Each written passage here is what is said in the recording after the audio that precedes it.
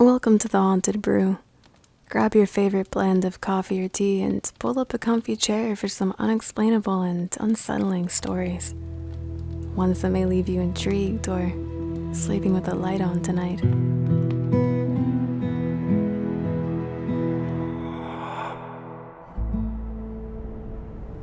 In September of 2013, my family received the unfortunate news of my paternal grandmother's passing. These stories are a compilation of the several odd events that occurred during the 2 weeks in which my mom, my dad, my sister Grayson and I took care of the final necessities of my grandmother's estate.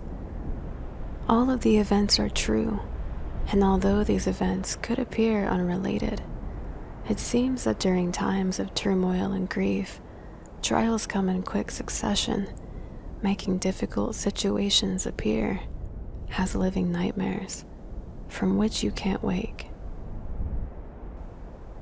My grandmother lived in a dangerous part of town in an already dangerous city.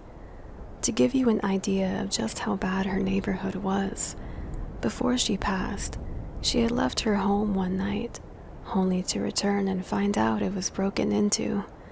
Windows smashed and several items had been stolen, some of which had great sentimental value and couldn't be replaced. After the police were called, they arrived shortly after to talk to my grandmother and make a report. When they were getting ready to leave, they boldly told her, "It's your neighbors. Who else would know when you aren't here?" Her neighbors were some of the worst kind. They had feigned kindness before and after her death.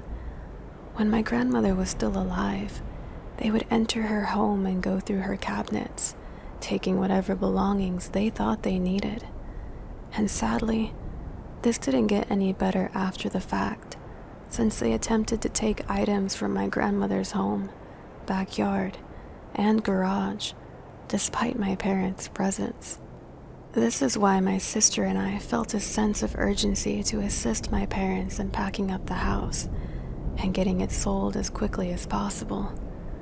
Grayson and I made the necessary arrangements to fly to Las Vegas and then drive out together to meet our parents. After an hour flight and about a 5-hour drive, we finally arrived in the city in which my grandmother's home resided.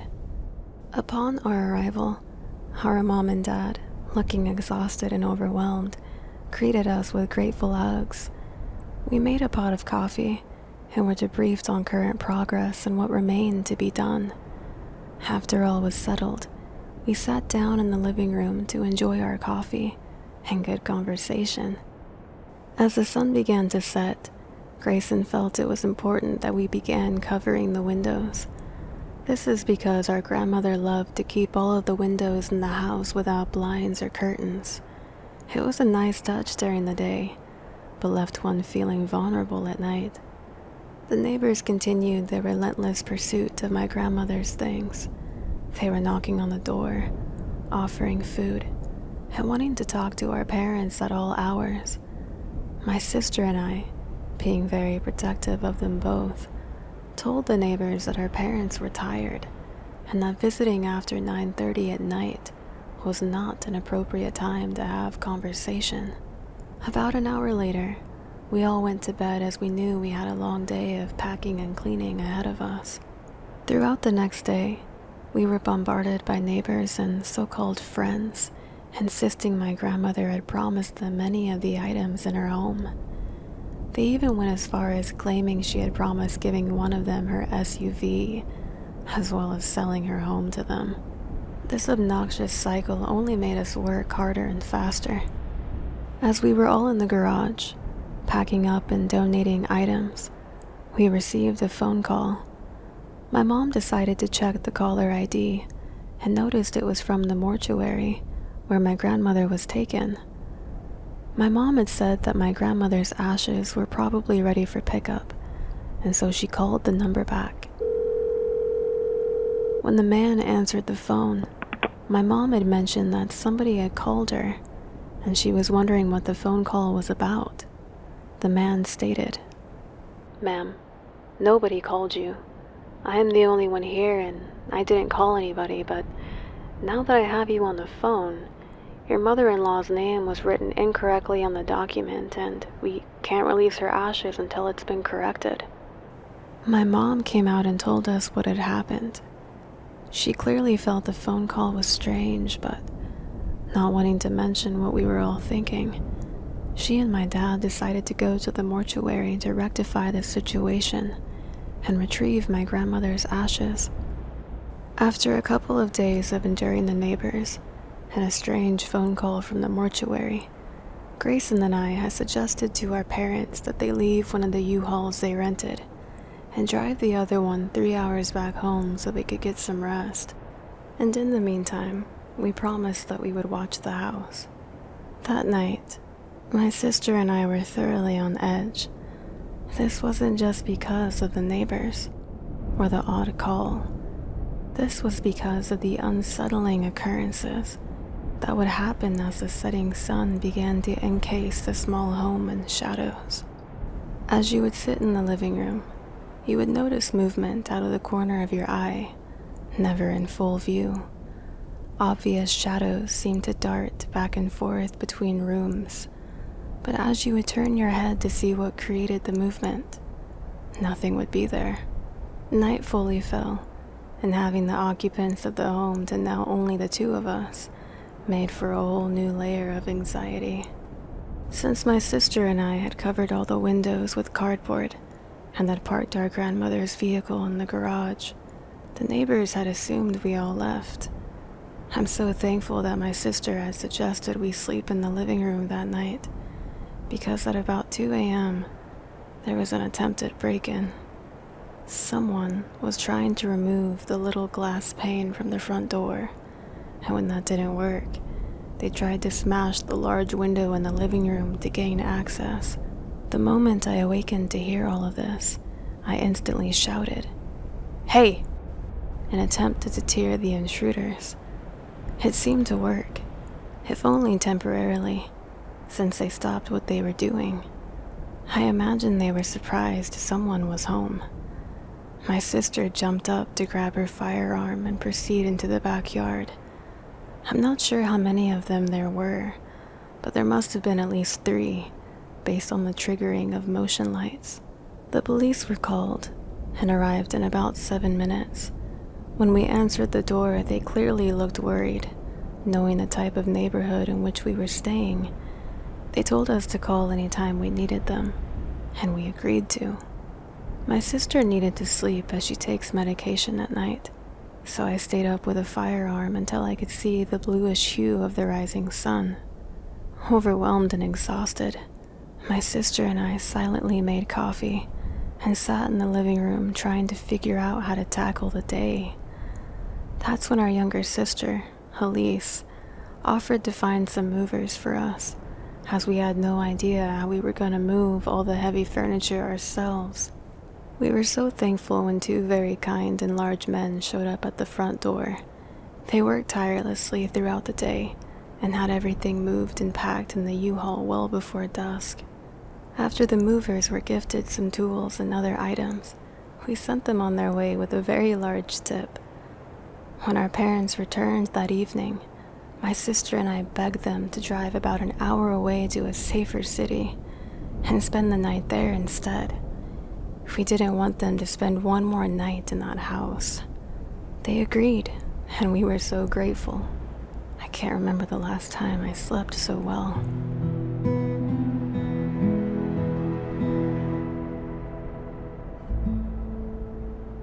But unfortunately, sleeping well was short-lived after my drive through the desolate Mojave Desert, and it would affect my sleep for weeks to come. After my grandmother's passing, my family and I were trying to recover from our stay at the home.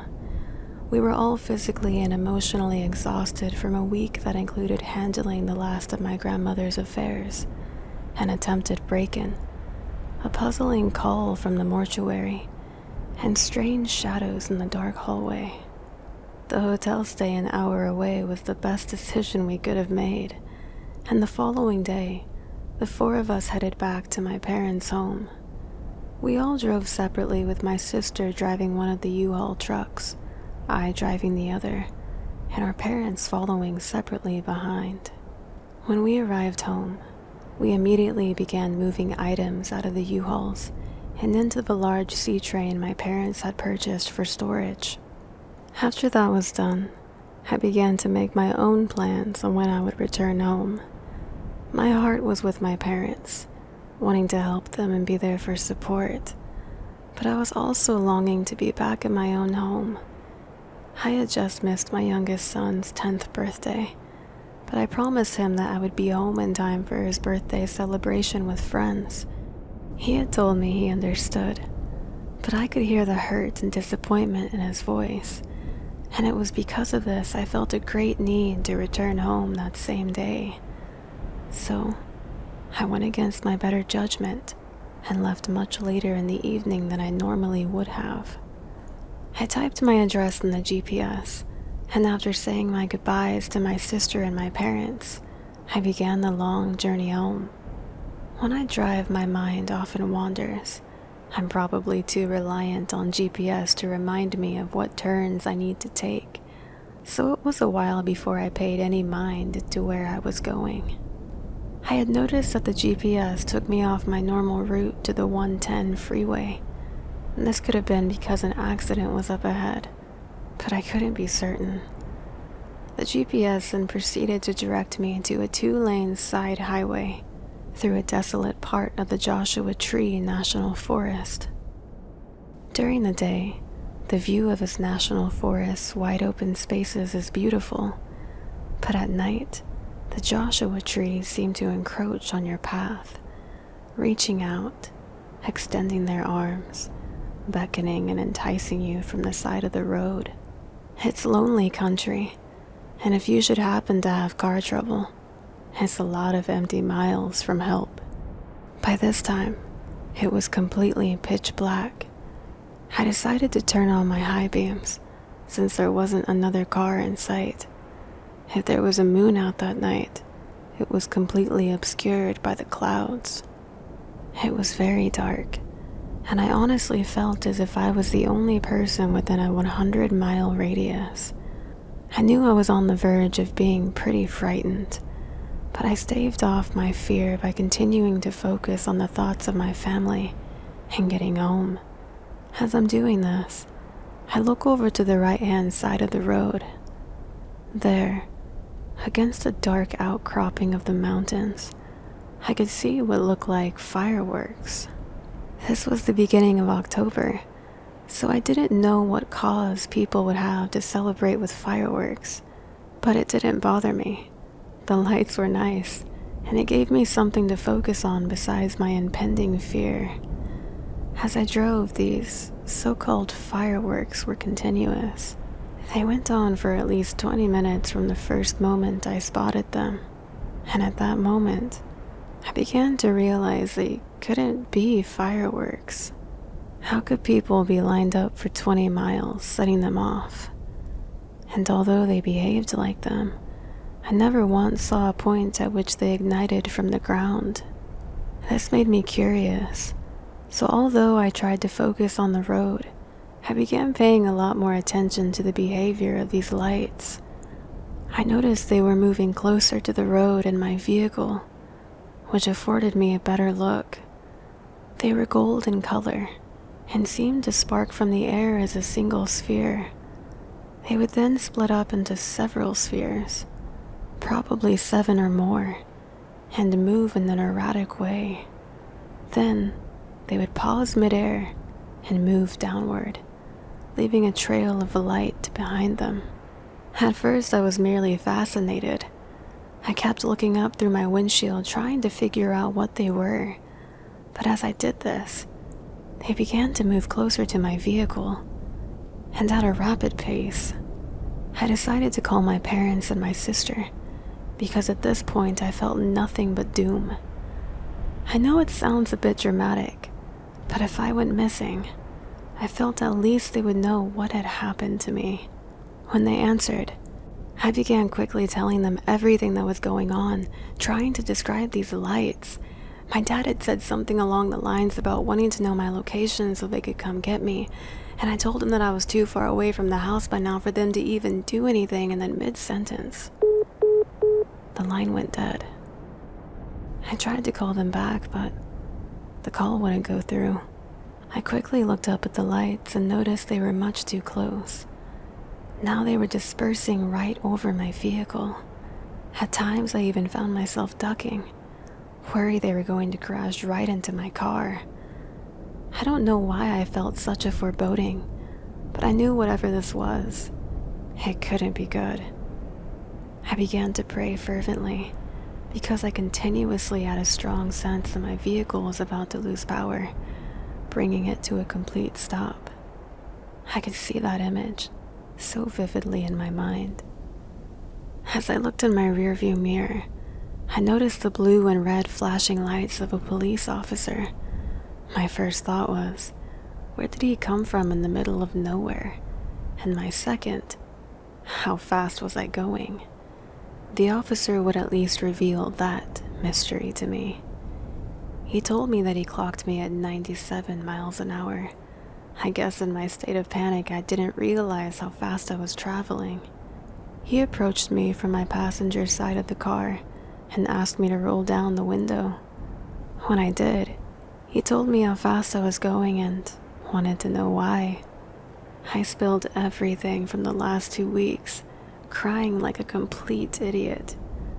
The officer, probably in a desperate attempt to move the crazy emotional lady along, told me he didn't know why, but that he decided he wasn't going to write me a ticket. He signed his name in an illegible way on the citation, handed me the carbon copy, and sent me on my way. After he drove off, I remember thinking how strange it was that I began to see cars on the road again. Some were traveling in the opposite direction, and some on the same path as me. Where were these cars before? Why hadn't I seen any for miles as I was traveling through the blackened stretch of lonely highway? I made it home without further incident, and did get to celebrate my son's birthday with his friends. But I often think back to that night. What might have been had I not prayed, or what if the officer had not stopped? But it unnerves me to think how I had gone from a totally empty road to one with a fair amount of traffic without noticing it. If I've learned anything from this experience, it's to always stick with your instinct. If those little voices in your head are telling you, don't leave, stay one more day, wait until morning, I think it's best if you listen.